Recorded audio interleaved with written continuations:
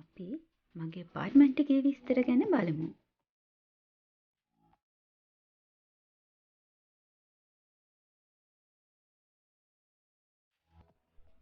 ජපානයට ඇවිල්ලා මට නවතින්න මගේ විශ්වවිද්‍යාලයෙන් ලෑස්ති කරලා දීපු අපාර්ට්මන්ට් එක ගැන තමයි අද මම ඔයාලට විස්තර අරන් එන්නේ.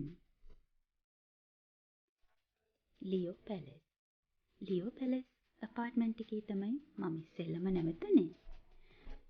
මේකේ විශේෂත්වය තමයි ගෘහ භාණ්ඩ එක්කම තමයි මෙයාලා අපිට අපාර්ට්මන්ට් එක රෙන්ට් කරන්නේ.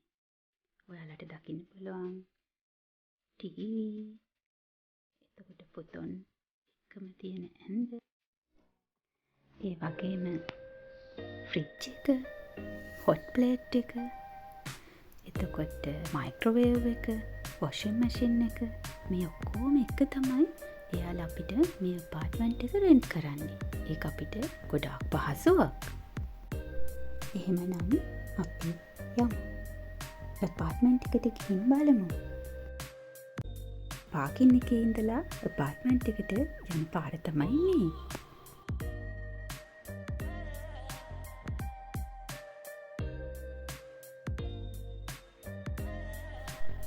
ඔන්න යාළුවනේ, ඔය තියෙන්නේ මගේ ලස්සන ගෙදර. ඔය උඩ තට්ටුවේ කෙළවරේම තියෙන ගෙදර.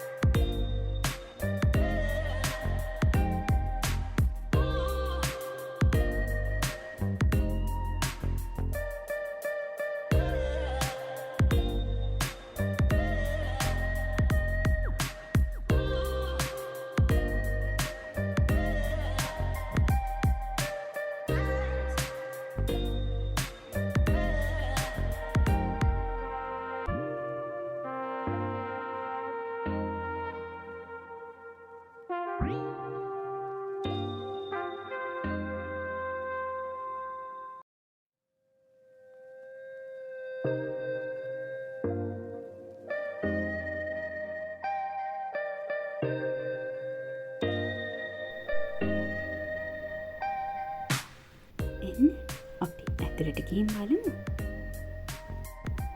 ඇතුළු වෙන තැනම කෙල්කන්න එක ළඟ මේ තියෙන්නේ මගේ ෂූ රැක් එක. මේකේ මගේ ෂූස් ලස්සනට අඩක් කරලා තියාගන්න පුළුවන්. තැපෑලෙන් ලියුම් දාන්න වෙනම කොටසකුත්, ලියුම් වලට වඩා විශාල පාර්සල් වගේ දේවල් දාන්න තවත් කොටසකුත් තොරේ මෙහෙම සවි කරලා තියෙනවා. නමුත් මේ පාර්සල් දාන කොටස ජපානයේ හැම අපාර්ට්මන්ට් එකකම නැහැ. ඒක තියෙන්නේ සමහර අපාර්ට්මන්ට් වල විතරයි. මේ තියෙන්නේ ටොයිලට් එක. ජපානයේ ටොයිලට්ස් විශේෂයි කියලා අහලා තියෙනව නේද? මේ බලන්න. මේක තමයි විශේෂත්වය. වොෂ්ලට් එක. ජලය විදින උපාංග සවි කරලා තියෙනවා. ඒ නිසා අපිට ටොයිලට් එක පාවිච්චි කරන එක පහසුවක් වෙනවා. ඉහළින් මේ වගේ සවි කරලා තියෙන නිසා මෙතන අපිට ටොයිලට් පේපර්ස්, ටොයිලට් එක පිරිසිදු කිරීමට ගන්නා වෙට් ටිෂුස්, අනිකුත් දේවල් මෙතනින් කපඩා කරලා තියාගන්න පුළුවන්.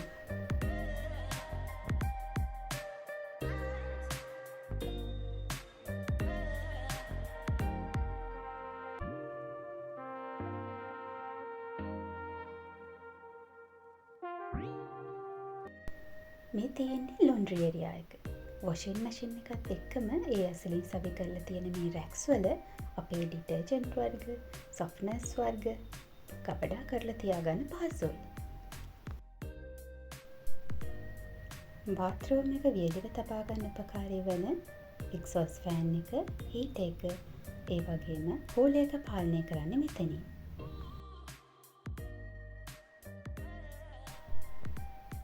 මේ තියෙන්නේ බාත්රූම් එක, සින්ක් එක, ෂවර් එක, ඒ වගේම අනිවාර්ය අංගයක් වන බාත් ටබ් එක. ජපානයේ ෂවර් එක පාවිච්චි කරනවා බොහොම අඩුයි. එයාලා අනිවාර්යයෙන්ම යූස් කරන්නේ බාත් ටබ් එක. මේ ජල කරාම සකසලා තියෙන්නේ උණුසුම් වතුර, සීතල වතුර අපට අවශ්‍ය පරිදි සකසලා ලබා ගන්න පුළුවන් විදියට. ඍතු භේදයක් පවතින ජපානය වගේ රටක ඒක අනිවාර්ය අංගයක්.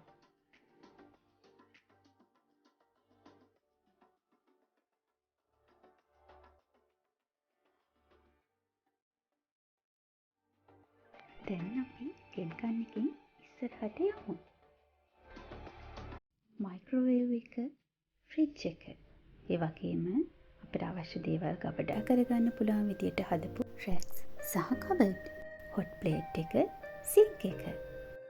මේ තමයි මගේ ලස්සන ගෙදර පුංචි කිචන් ඒරියා එක. තවම ගෙදර බඩු කිසිම දෙයක් අස් කරලා නැති නිසා මට මේ අපාර්ට්මන්ට් එක ලැබුණ විදියටමයි ඔයාලට මේ වීඩියෝ එක අරන් ඉන්නේ. මේ තමයි මගේ පුංචි රූම් එක. ස්ටඩින් ඒරියා එක, බෙඩ්රූම් එක, ටීවී ඒරියා එක, වෝඩ්රූම් එක, මේ හැම දෙයක්ම මගේ මේ පුංචි කාමරය ඇතුලේ තමයි තියෙන්නේ.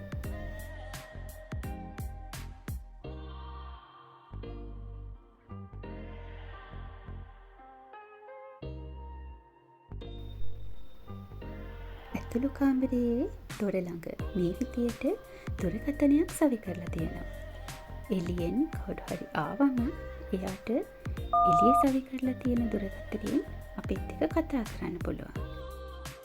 නිවසට ඇතුළු වීමකින් තොරවම අපිට නොහඳුනන කෙනෙක් සමග වුණත් කතා බහ කරන්න පුළුවන් නිසා ඒක ලොකු ආරක්ෂාවක්. මගේ පුංචි ලස්සන ගෙදර බලන්න ආවට ඔයාලා හැමෝටම ස්තුතියි. තවත් මේ වගේ ජපානය ගැන ලස්සන තොරතුරු දැනගන්න සකුරාලන්තය පේජ් එක සබ්ස්ක්‍රයිබ් කරලා තියාගන්න.